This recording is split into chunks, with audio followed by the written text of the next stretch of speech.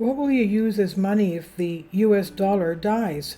Authored by Jeffrey Tucker via Epoch Times. On Zero Hedge, the US dollar could someday go the way of all paper currencies past and be consumed in a hyperinflationary fire. It seems unlikely, but it is possible. In some ways, given the reckless policies of the past 3 years, we should be perhaps surprised that it has not happened yet. If the dollar loses its status as the international reserve currency, again, not likely anytime soon, that could provoke a massive repatriation of US dollars, which puts the end times in motion. For many decades now, the United States has benefited from export of its dangerous policies, but in a globe no longer dominated by the dollar, the costs would be quickly and painfully felt at home. But these two scenarios are not the only beckoning threats. If we intensify digital surveillance and a central bank digital currency, CBDC, your ability to spend your own money, whether to get food, pay the rent, or even flee the country, comes to be severely circumscribed. What will you do then? This is worth thinking about right now. The critical question is, are there alternatives available out there that can perform a monetary function domestically that are untied from the dollar itself? The most obvious example is precious metals, gold and silver in particular. The other day, a nice person gave me a roll of old silver dimes. They are so wonderful, a great reminder of a time when money was independent of state control.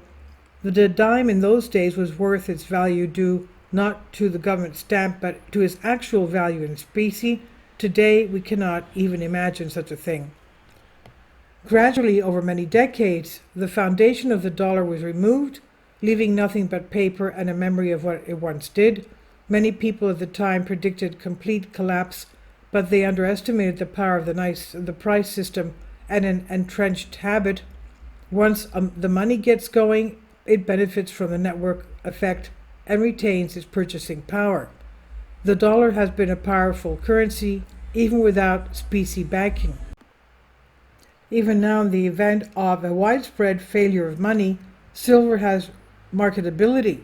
It would likely be accepted by many, perhaps not the utilities or the airlines, but surely farmers markets and other small vendors. Obtaining a few bags of silver dimes does indeed seem like a very good idea these days. Gold is also a great alternative, but its high value makes transactions in it rather awkward. It's still the best safe haven in the world, which is why central banks still hoard it. If all else fails, gold will always be there. And this brings to mind the interesting product I encountered at Porstfest last week. It's called Goldback. It's a fascinating and innovating thing from a private company founded in Utah in 2019.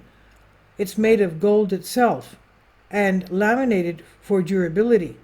It comes in 5 denominations. 1, which is 1/1000th troy ounce of gold. 5, which is 1/200th troy ounce of gold. 10, which is 1/100th troy ounce of gold. And 25, which is 1/40th troy ounce of gold. And 50, which is 1/20th troy ounce of gold. Yes, they sell at a premium, and yes, you can use them. They circulate in 4 states at least.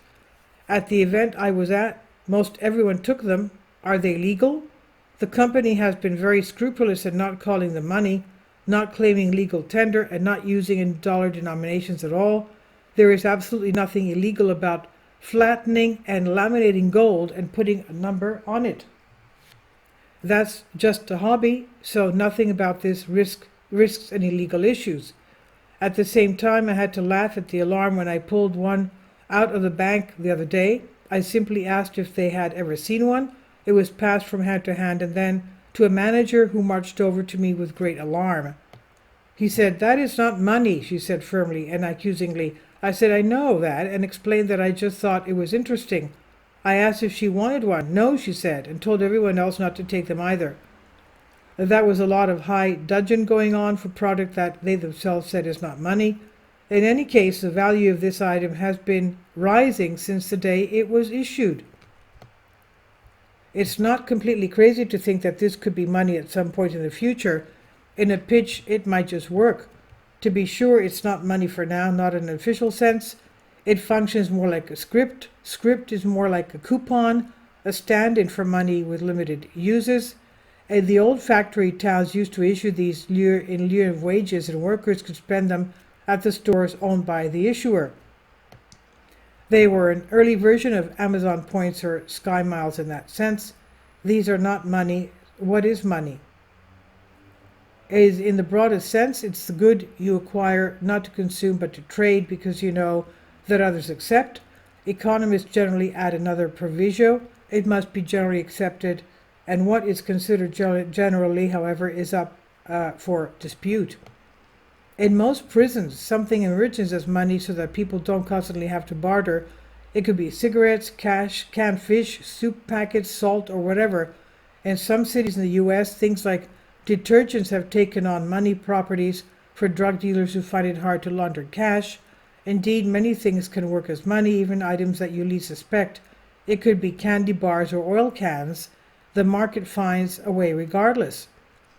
Goldback is interesting because one can easily imagine that under some conditions of monetary collapse, it could emerge as money that just through informal trading. And that is precisely the source of demand for these items, which are available on eBay for about $5 each. At Ports Fest, they were selling for $4 each. You might be thinking, well, what about Bitcoin and crypto? In the mid-2010s, Bitcoin was the currency of choice for Ports Fest. Everyone was using it and accepting it, but then something went wrong.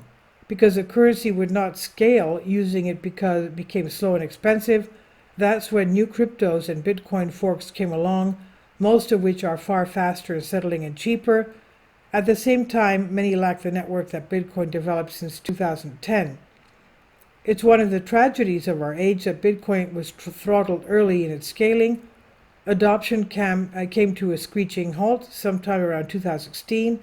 Now it seems more like a security held by a small group of early adopters. It's not a democratically available money as was originally intended. Meanwhile, in the midst of this storm of crypto innovation, many other products for digital money came into existence. Companies like Venmo, PayPal, Zelle, and so on, not to mention card readers for smartphones, saw the opportunity and created a full trust-based system for payments that harmed the market for crypto. And now we have central banks in on the act, making their own digital currencies and hoping that people will not see the difference between an open source project and the proprietary product created by governments. The modern history of Bitcoin is a tragically missed opportunity.